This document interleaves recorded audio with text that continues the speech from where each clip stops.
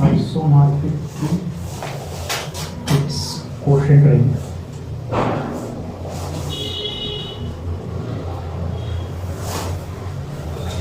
आपका स्टेटमेंट है कि every homomorphic image of a ring is isomorphic to its quotient ring. आपका homomorphic image के बारे में लास्ट थ्योरम में अपन पढ़े हुए थे। होमोमॉर्फिक इमेज मतलब ऑनटू होमोमॉर्फिक रिंग। तो कोई भी रिंग का जो ऑनटू होमोमॉर्फिक रिंग होता है क्या होता है, वो आइसोमॉर्फिक होता है किसके, उसके कोशेंट ग्रुप के।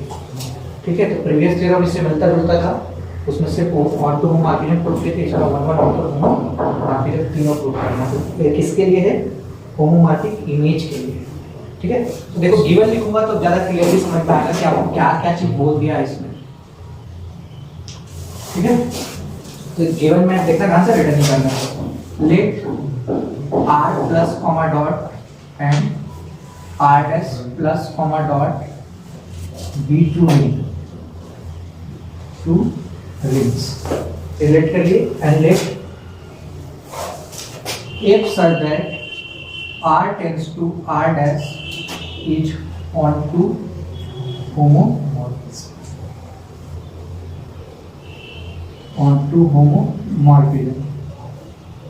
ठीक है, ये क्या है आपका onto homomorphism। Then f of r equal to r dash, f of r equal to r dash is a homomorphic image of r। r dash आपका क्या होगा, होमोमॉर्फिक इमेज होगा r का, क्योंकि वो ऑटो होमोमॉर्फिज्म सेट हो। तो ये आपको क्या बोला है कि every homomorphic image of a ring. तो हम लोगों को r डैश मिल गया homomorphic image of a ring. ये क्या है, आइसोमॉर्फिक होता है किसके, कोशेंट रिंग का। तो हम लोगों को एक कोशेंट रिंग को डिफाइन करना पड़ेगा। तो कोशेंट रिंग क्या होता है कि रिंग अपॉन में आइडियल है। कर्नेल आइडियल होता है, इससे पहले वाले थ्योरम हम लोग पढ़ चुके हैं। तो अब होमोमॉर्फिज्म दिया है तो उसका कर्नेल तो होगा ही होगा कुछ ना कुछ। ठीक है, तो हम लोग कर्नेल को लेते हैं। आगे लेट करते लेट की R of kernel of F is a kernel of F. ठीक है, की आर ऑफ एफ कर्नेल क्या है आपका, कर्नल है किसका, एफ का। ठीक है, देन और kernel of f equal to क्या मिलेगा आपको, a such that f of A equal to, kernel का डेफिनेशन होता है, कर्नेल में क्या होता है, a belongs to R such that f of A equal to 0 dash. ये होता है कर्नेल के अंदर एलिमेंट जिसकी मैपिंग क्या होती है, 0 डैश के साथ होती है। Now we know that kernel of F is an ideal. Kernel of F क्या होता है आपका, आइडियल होता है। देन आपको क्या हो जाएगा, R upon kernel of F is a quotient ring. Quotient ring, ठीक है। R upon kernel of F क्या हो जाएगा आपका, कोशेंट रिंग होगा। कोशेंट रिंग का डेफिनेशन यही था कि रिंग अपॉन में क्या होना चाहिए, आइडियल होना चाहिए। Clear, R upon kernel of F equal to क्या हो जाएगा, kernel of F plus A such that A belongs to R के लिए। ये हो गया, ठीक है। अब हम लोगों को क्या करना है कि हम लोगों को प्रूव करना है कि ये जो होमोमॉर्फिक इमेज है, तो होमोमॉर्फिक इमेज R डैश हो गया, ये किसके आइसोमॉर्फिक है, इसके कोशेंट रिंग के। हम लोग को इसको और इसको क्या करना है, आइसोमॉर्फिक प्रूव करना। तो आइसोमॉर्फिक तब होगा जब इनके बीच में हम लोग क्या प्रूव कर दें, एक मैपिंग डिफाइन कर दें और उस मैपिंग को 1 1 ऑन 2 और होमोमॉर्फिज्म प्रूव कर देंगे। तो इतना तो आपको गिवन में बन गया। अगर 2 प्रूफ बनाना चाहते हो तो 2 प्रूफ कुछ इस तरीके से बना लो। आपको 2 प्रूफ क्या करना है कि जो आपका R upon kernel of F है, जो कोशेंट रिंग है, वो क्या है, आइसोमॉर्फिक है किसके, R डैश के। ये क्या है, इसके आइसोमॉर्फिक है। हम लोगों को इतना प्रूफ करना चाहिए। देखिए, एक मैपिंग डिफाइन करना पड़ेगा दोनों के बीच में, और उस मैपिंग को 1 1 ऑन 2 होमोमॉर्फिज्म अपन को दिखाना पड़ेगा। तो डिफाइन करते हैं, define a map, define a map phi such that कहां से R upon kernel of F से कहां से तक, R डैश तक। यहां तक हम लोगों को एक मैपिंग डिफाइन करना पड़ेगा। फाई कैसे डिफाइन होगा, इसका एलिमेंट लेंगे तो इसका एलिमेंट मिलना चाहिए। तो बाय डिफाइन बाय किस तरीके से होगा, आपका फाई ऑफ इसका एलिमेंट क्या हो जाएगा, kernel of F plus A equal to इसका element f of x. R dash क्या है, F of r equal to are dash, तो आर में जो एलिमेंट होगा वही आर, उसका इमेज क्या होगा, आर डैश में होगा। तो आर में एलिमेंट ए है तो उसका इमेज क्या है, F of A. For an A belongs to R के लिए हम लोगों ने फंक्शन को डिफाइन किया। फंक्शन को डिफाइन किया, सही है कि गलत है इसको चेक करेंगे। सबसे पहले हम लोग चेक करेंगे कि फंक्शन सही है या नहीं है। तो उसको चेक करने के लिए क्या होता है, हाई इज वेल डिफाइंड। भूल गए क्या, भूल गए क्या, वेल डिफाइंड क्या होता है, 1 का उल्टा बताया था।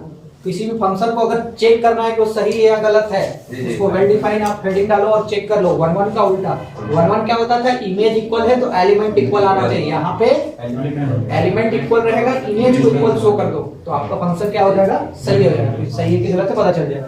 ठीक है, तो दो एलिमेंट लेते हैं, let A B belongs to R such that, हम लोग एलिमेंट को इक्वल लेंगे ना, मतलब kernel of F plus A equal to kernel of F plus B.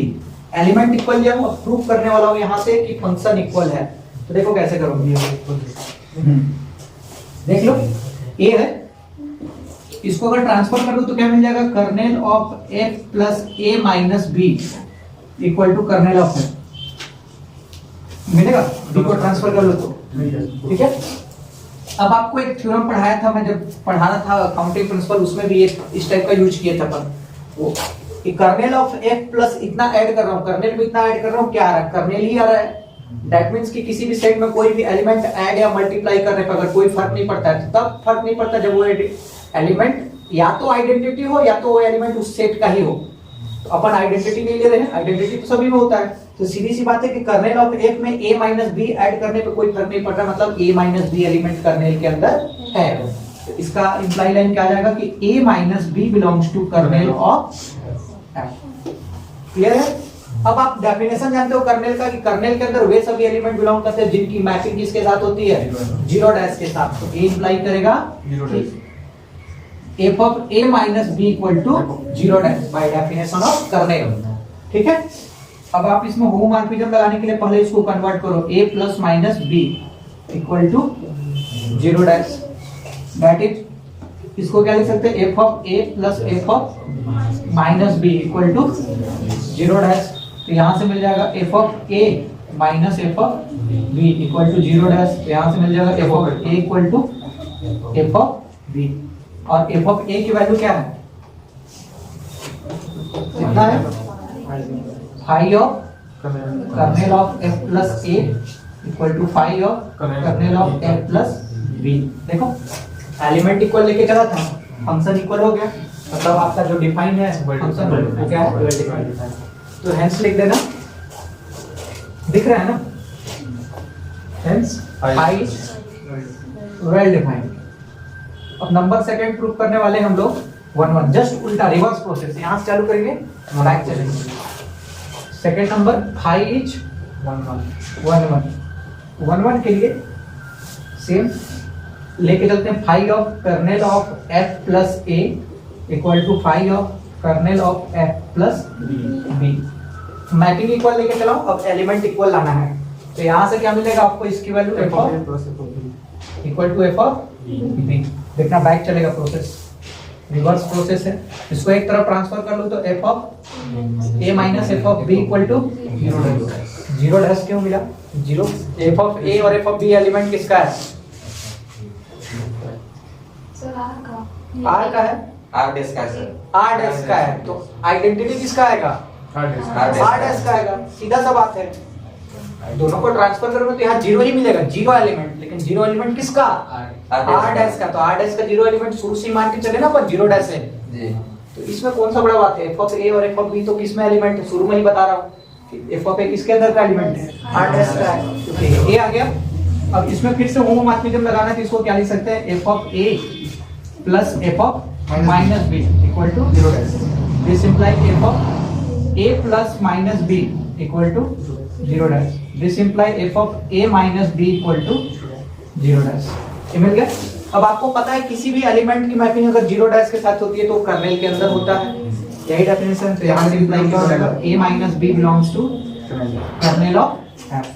अब यहाँ से कोई भी एलिमेंट कर्नेल में बिलोंग करता है, ये वाले लाइन में आ गए, इसको ऐसा लिख सकते हैं ना, ठीक है। तो इसको क्या लिखेंगे, kernel of F plus A minus B equal to kernel of F.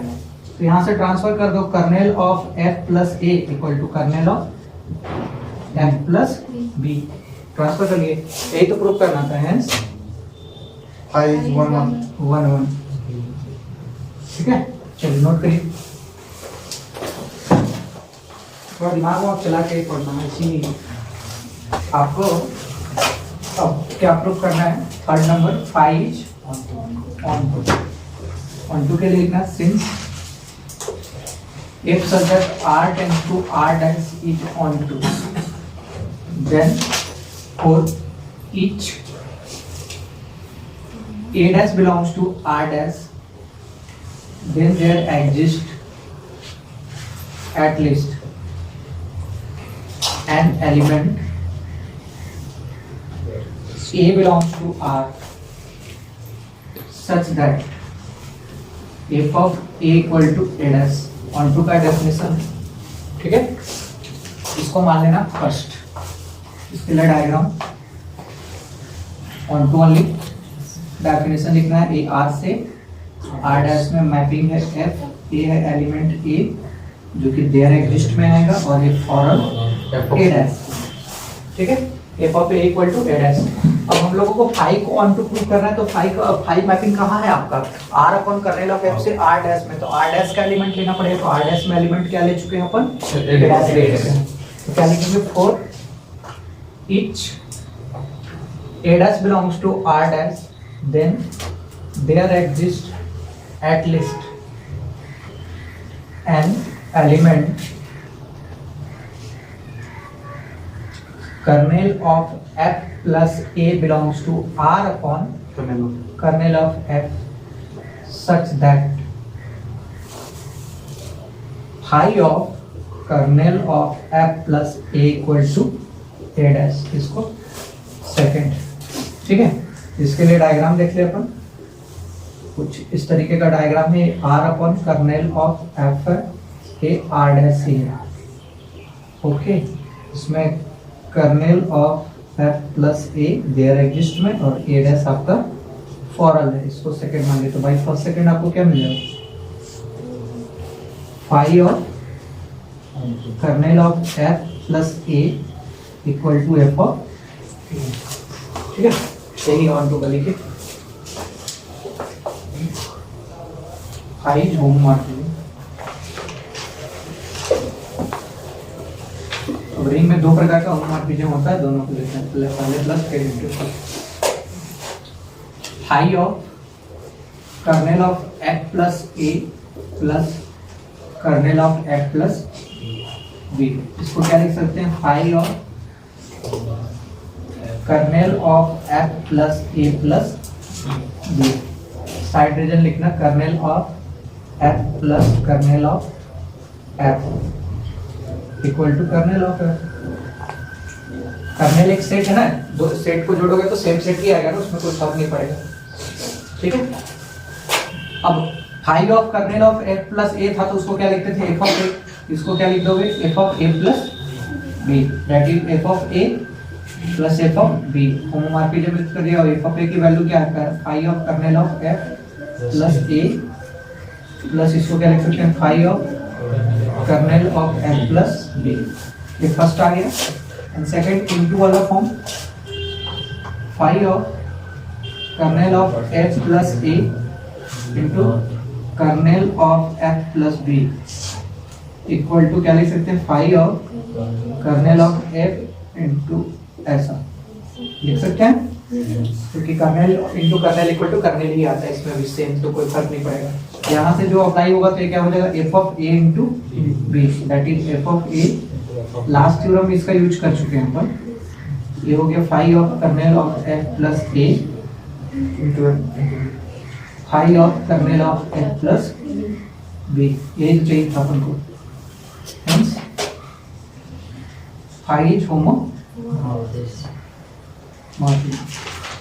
अब आपका फाई क्या हो गया, 1 1 2 रूम आर पे हो गया, देयरफॉर फाई इज आइसोमॉर्फिक। आपका फाई क्या बन गया, आइसोमॉर्फिक बन गया। तो डेट इज इसी को फाई किसके किसके बीच में था, R upon kernel of F, फिर कहाँ तक था, आर डैश तक। ये दोनों आइसोमॉर्फिक हो गए। ठीक है, समझ में आया थ्योरम? आसान थ्योरम है, ज्यादा टफ नहीं, भले बड़ा है, सीक्वेंस में बनाओ एकदम सिस्टमैटिक तो बन जाएगा। बहुत इंपॉर्टेंट थ्योरम है, देख लेना, इधर भी आया हुआ है, 3 तो बता दिया हूँ, बाकी भी आया हुआ है, कंटिन्यू आया है।